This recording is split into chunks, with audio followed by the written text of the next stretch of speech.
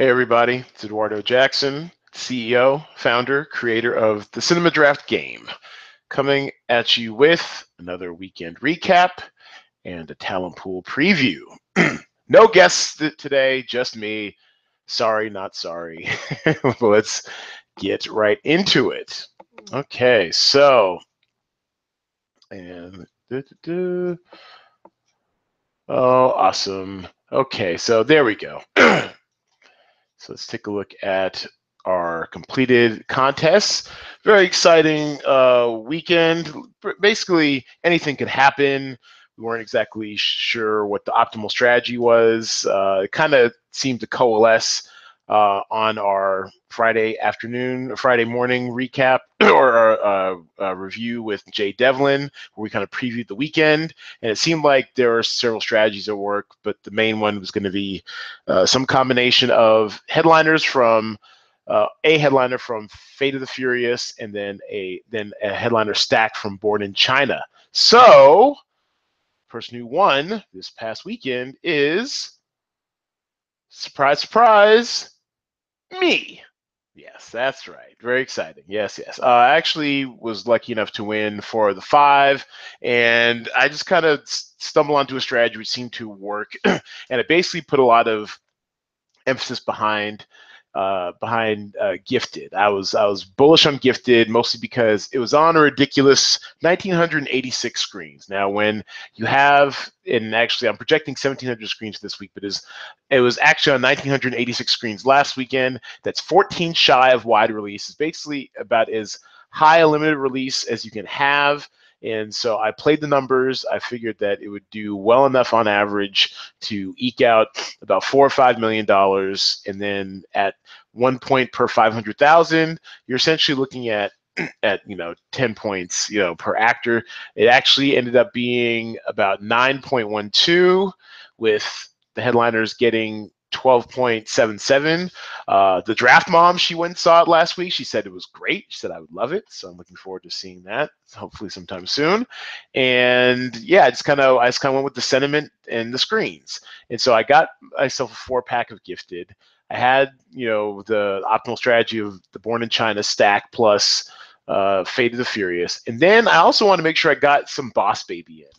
And the reason is I figured it was going to come in second for the weekend, and it did. It was at 12.7 million, which was almost actually over 3 million more than Beauty and the Beast. So that was fairly fortuitous to get that headliner Steve Buscemi in there at 11,300, and then that left me enough room for a headliner stack of Colossal. See, I couldn't do a headliner from Colossal and I believe another actor from Gifted. So I decided to go with headliner stack. Also, seeing how we had only one platform release last week in Colossal, I figured a lot of people would be kind of overlooking, doing a headliner stack of Colossal. I mean, as it was, yes, there might have been better options out there, but I figured with the screen count on Colossal rising slightly to 211, I figured if it still had a high per screen average, you still might luck up and get some pretty decent points. Now, what I mean by that is that Colossal had made almost 600,000 in that last weekend, which translates out to about 2,500 per, 2,600 per screen, which is, it's okay. It's not the end of the world. It's not blowing doors off, but it's okay. So at 2,500 roughly per, and you're on, actually it was on 224 screens. My bad, 224 screens. I mean, that's doing. I mean, if you can squeeze 8 points out of a headliner like we did, you're ahead of the game right there. I mean, there weren't a whole bunch of movies last weekend whose actors were going to give you 8 points.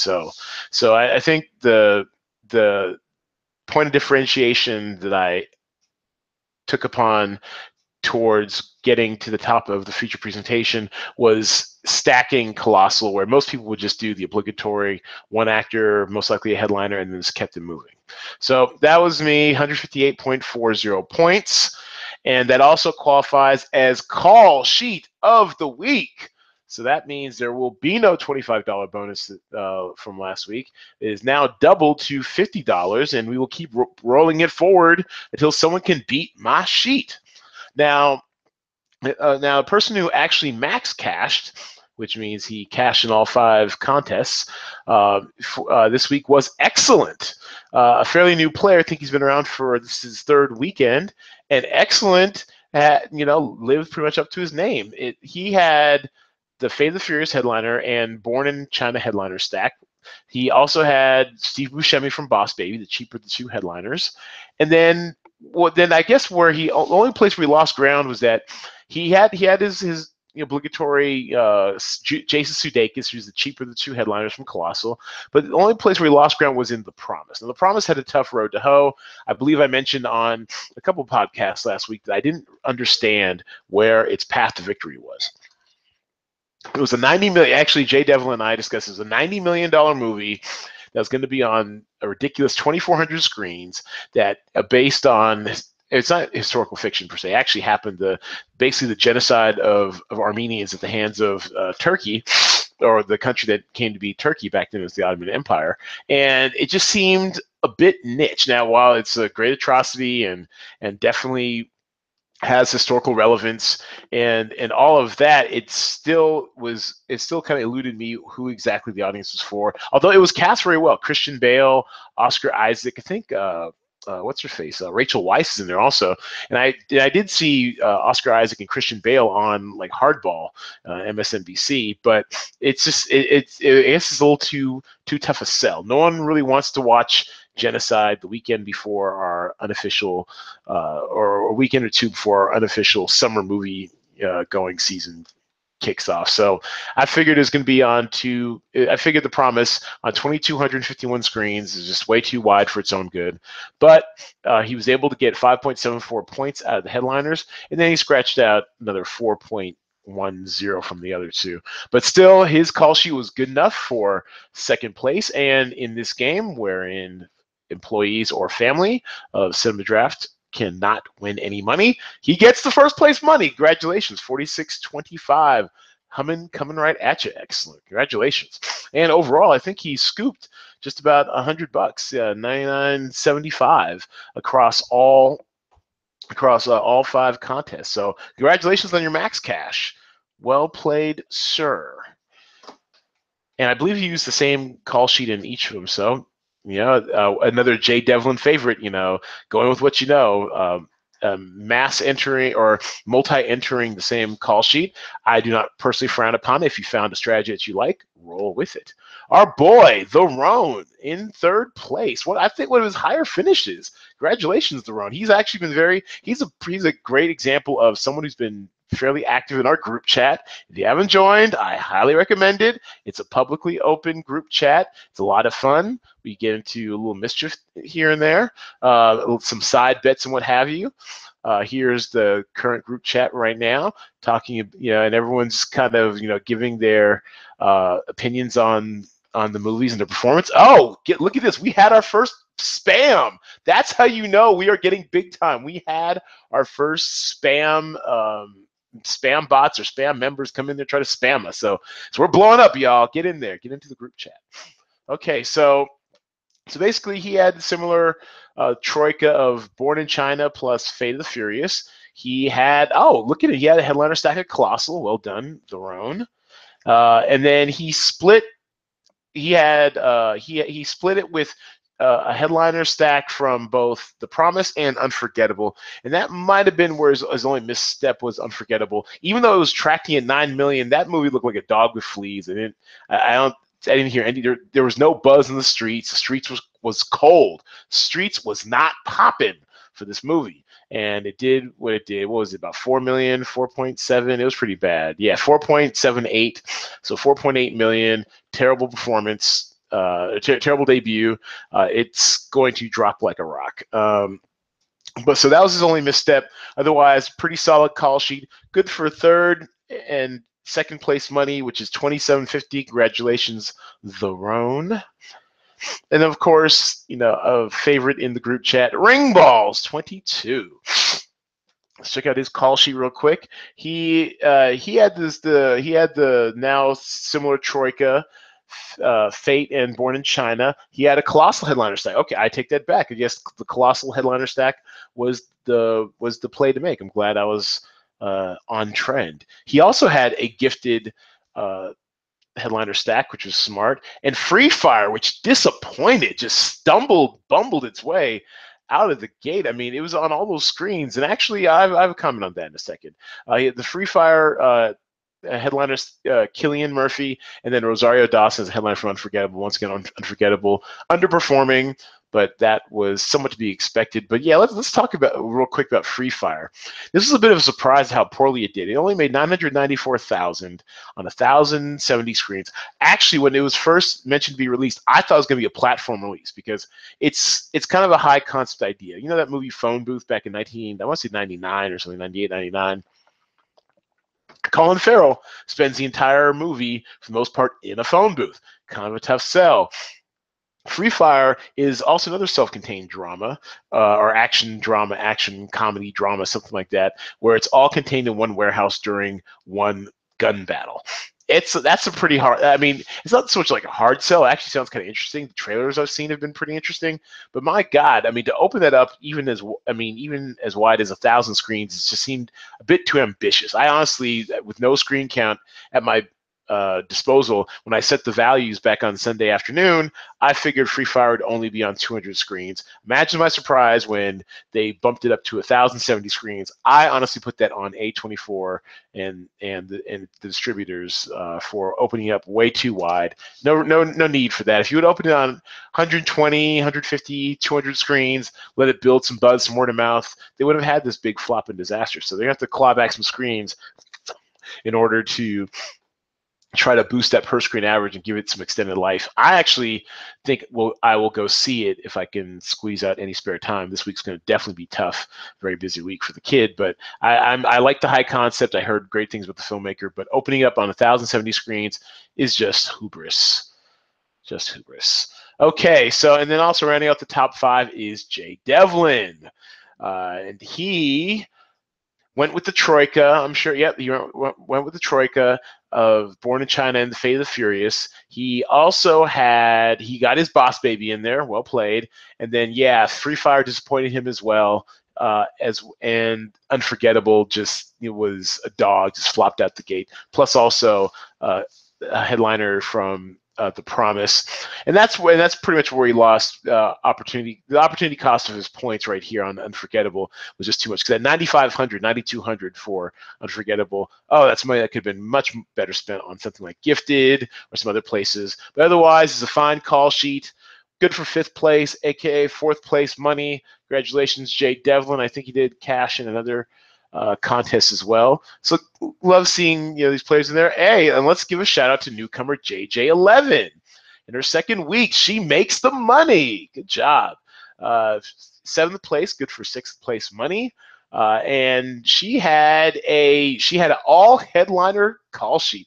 It's almost as if channeling what Jay Devlin would say less than 24 hours after submission of her call sheet. She had an all headliner. Oh, I'm sorry. She had a 9 headliner call sheet. Very close. Almost had all 10. And she went with headliners from Fate of the Furious, headliner Stack of the Promise, headliner from Gifted, headliner from Boss Baby, headliner from Phoenix Forgotten, headliner from Get Out, headliner from Beauty and the Beast. As Jay Devlin would say, she had the Bennigan's sampler platter of headliners. But good job, JJ11, made the top 10, got some money, and a point of personal privilege I want to point out to a good friend of mine, my boy Lawton Gray, principal over there at was Temple Hills Middle School out there in Southern California.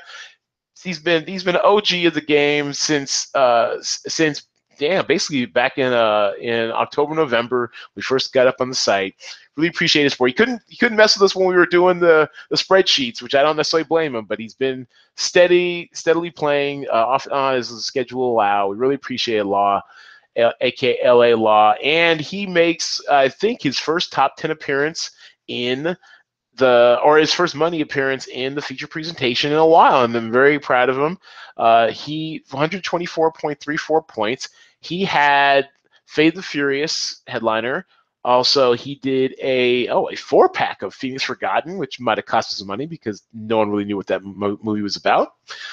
He had the headliner stack from Beauty and the Beast, which was a pretty decent play. If you weren't going to get Boss Baby headliner, at least try to get Beauty and the Beast. He had Ghost in the Shell headliner, which might have just been a money move. No, but he had money left over.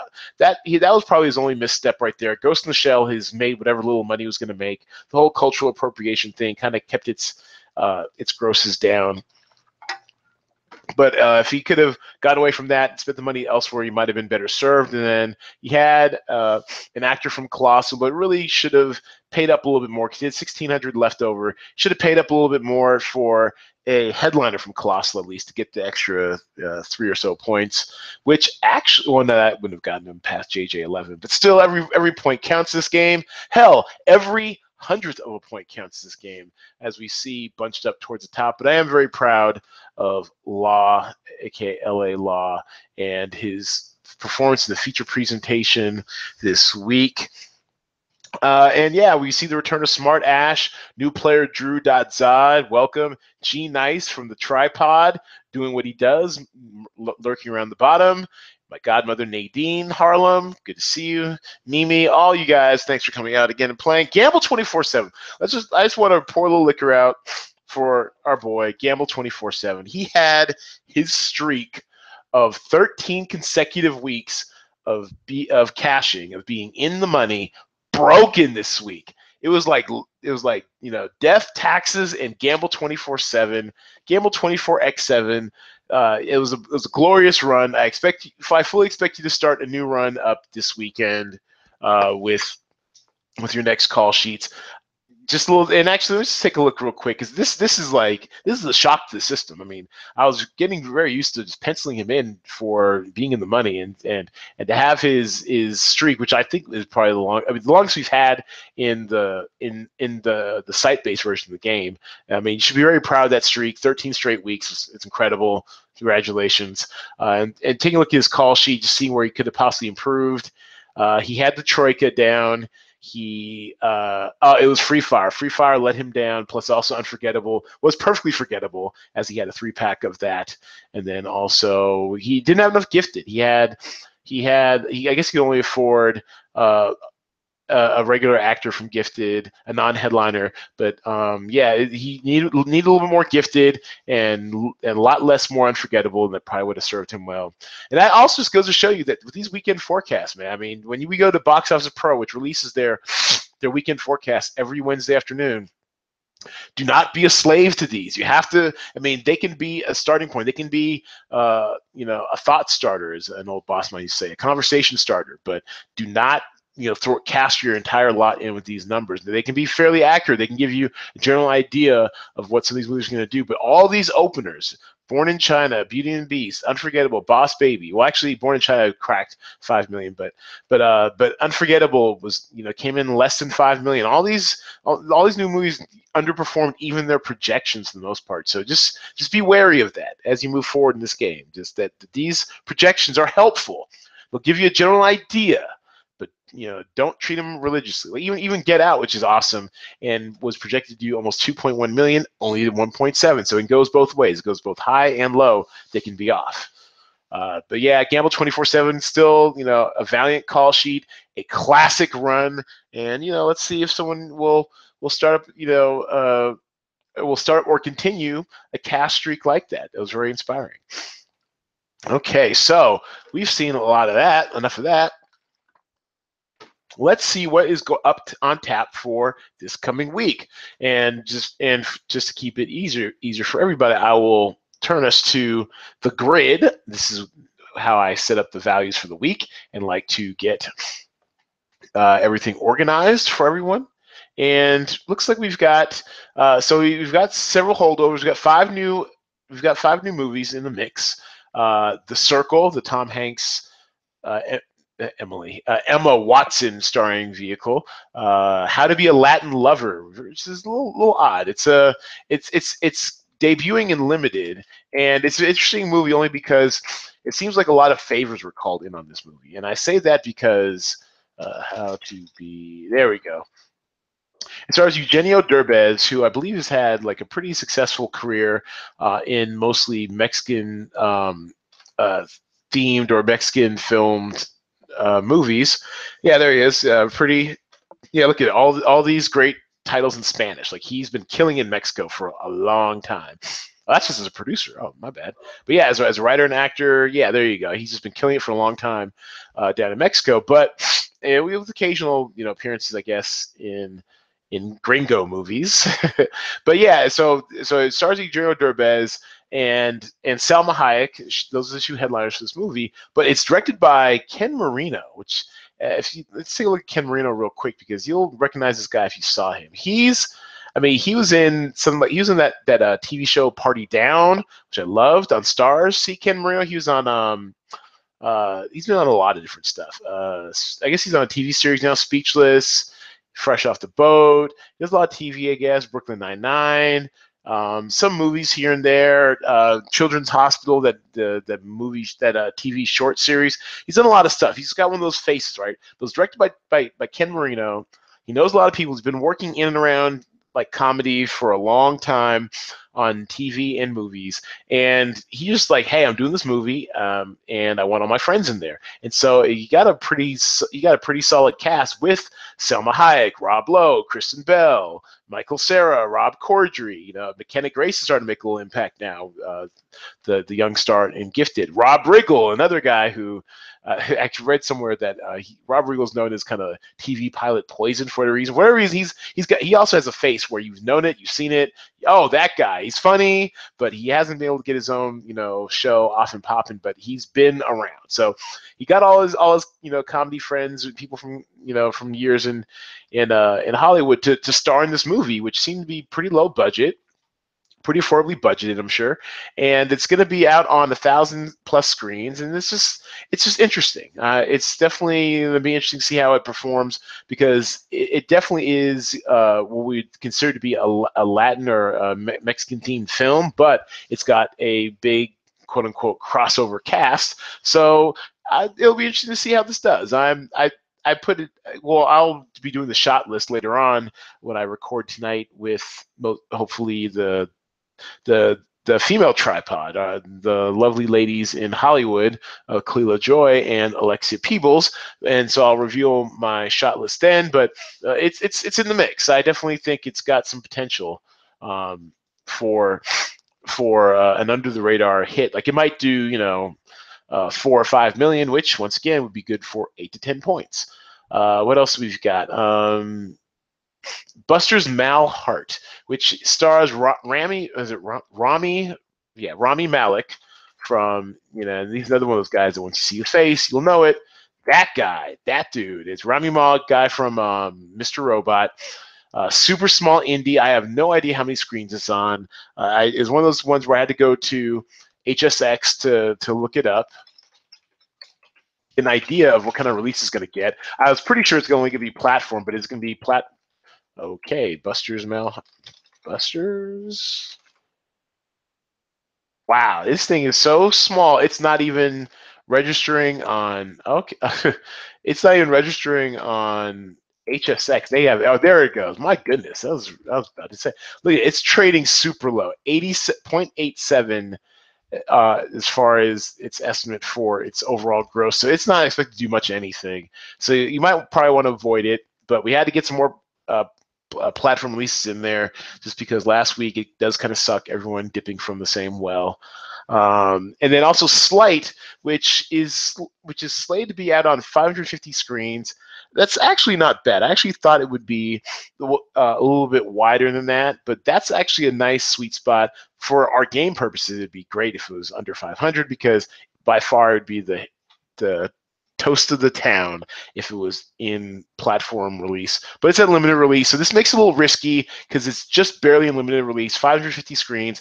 I think it's going to do really well. I've been seeing a lot of the advertising. I've seen the trailer. It's got a fairly interesting cast. I think it's going to do well. I'm looking forward to actually seeing it. It's probably not a post-lock must, but it's probably one of those, like, because you know how I like to see movies once the game gets started at 10 p.m. Pacific, and then I'll go rush off to go see a movie somewhere. But It's probably one of those midweek, classics that I might see like on a Tuesday or Wednesday if I've been a good boy and gotten all my work done. But it's got a nice cast. It's got of somewhat noticeable, if not recognizable, actors, and also and Jacob Latimore, you know him as the kid from what's his face from Collateral Beauty, and a couple other things, but that's the one where he got the most profile from. And he was good in that, and I'm sure he'll be good in this. And Dule Hill from West Wing, him, and I guess more famously known for Psych. I never watched that show. It was on I think it was USA,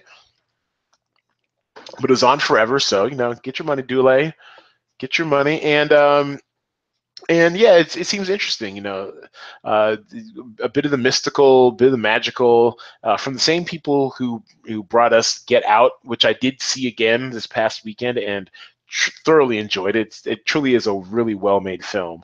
It's a lot more intelligent than its genre normally is, and so yeah, so I think Slight should be something that's on your radar. What will definitely sway me one way or the other is how it tracks with the projections and estimates. Now, it won't be the only factor, the deciding factor, but it will definitely help my decision-making process. So, and also we're bringing in Their Finest, which I didn't know much about, still don't know much about, but it's been doing pretty well in the platform release category. We need another platform release. And actually, it's attractively cast. Gemma Arterton, she's you've seen her as a Bond girl. You've seen her in a bunch of different stuff. Just gorgeous. English actor.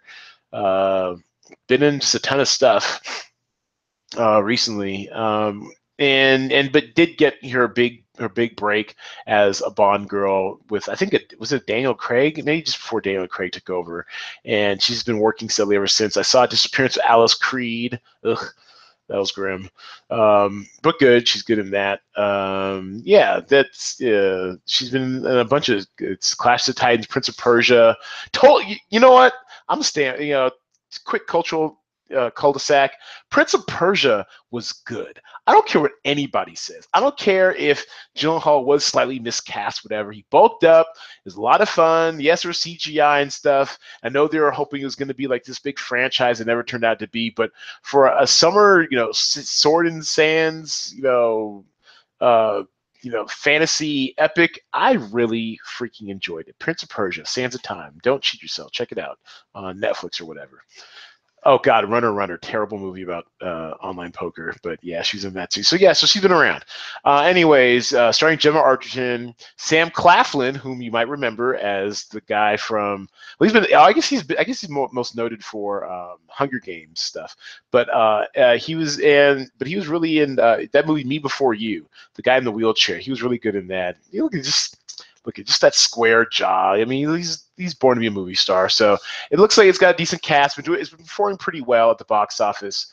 They're called Their Finest, and I guess it's about a former secretary newly appointed as a scriptwriter for propaganda films joins the cast and crew of a major production while the London Blitz rages around them. So historical fiction. I love this stuff. Oh.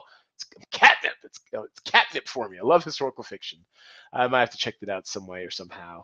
But last weekend it did pretty well, considering it's only on 176 screens, 533,000. Oh, it's not bad. 3,000 per screen. That's pretty decent. So if you expect it's going to do another 100 more screens, I mean, this might be your dark horse. Actually, Their Finest. It's attractively priced because I didn't know anything about it at Their Finest, and going to its third weekend, attractively priced, starting at $6,200, going up to $6,800 as a headliner for Gemma Arterton. So you might want to check that one out. Otherwise, big drops coming for Fate of the Furious is down to 24,000. So now, if you truly want, you can definitely headliner stack Dwayne Johnson, Vin Diesel. I just don't know how much more this has in the tank. I mean, it's going to go on for a few more weekends with double-digit, millions grosses, but I mean, if it dropped to 38 million last weekend, what's it going to go to now? 18, 19, 20? Is the Circle going to bite into it at all? The Circle, I'd want to keep your eye on. Emma Watson, Tom Hanks. That's another one where it's got a really good cast. Bill Paxton, rest in peace. Patton Oswalt, Nate Cordry, Glenn Headley, John Boyega of Star Wars fame. I mean, I don't know. I mean, it's going to be another one of those weekends where it's going to be a little bit tougher to call. Not exactly sure what the optimal strategy will be yet. I think it's going to be a combination of the Circle plus Fate of the Furious, but that's what makes this game so great and so exciting and fun. Make sure you get out there to the lobby, sign up, seeing some people squatting early in some of these on some of these call sheets. Great to see it, and yeah, and we appreciate your continued support and interest. Thanks for hanging out with me again as I kind of ramble my way through last weekend's call sheets and this weekend's upcoming action. Tell all your friends about Cinema Draft. CinemaDraft.co. That is CinemaDraft.co. Follow all of our social media, Facebook, Instagram, Pinterest, Twitter, all that good stuff. Our corporate blog is at medium.com/@CinemaDraft. Subscribe at SoundCloud, iTunes, anywhere you get your podcast. Subscribe to our YouTube channel where you're probably watching this lovely video right now. Appreciate all your support. We'll be back at you tomorrow with an hour-long pod. And between now and then, go see a movie or something.